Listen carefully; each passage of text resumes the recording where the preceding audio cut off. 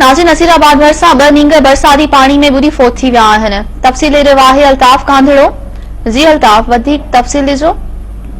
जी, अॼु मंझंदि नसीराबाद लॻे ॻोठ हेतम सौ में 2 मासूम ॿारड़ा 7 सालनि जो समीर अली पुट बरकत भुट्टो ऐं 8 सालनि जो शहबाज अली पुट मोहम्मद रमज़ान चन्नो बरसाती पानी घरनि जे अॻियां बीठल बरसाती पानी में किरी पिया, जिन खे बेहोशारी हालत में रूरल हेल्थ सेंटर नसीराबाद आंदो वियो, जिते ऑक्सीजन जी सहूलियत न हुजण सबबि वारसन हिकु ॿारड़ो निजी अस्पताल खणाए विया।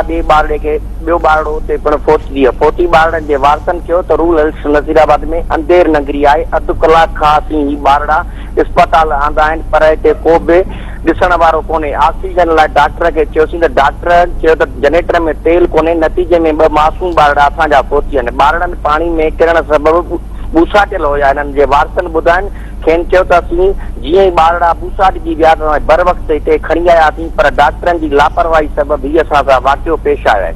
बाद में वारसनि जे ॿिन्ही मासूम ॿारड़नि जे वारसनि लाश अस्पताल अॻियां रखी एहतिजाज कंदे चयो त नसीराबाद तालके जी अस्पताल आहे, पर हिते का बि तिबी शइ फौरी तौर ते नथी ॾिनी वञे।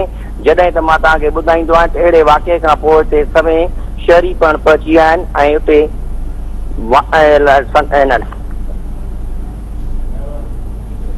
अल्ताफ जी मेहरबानी।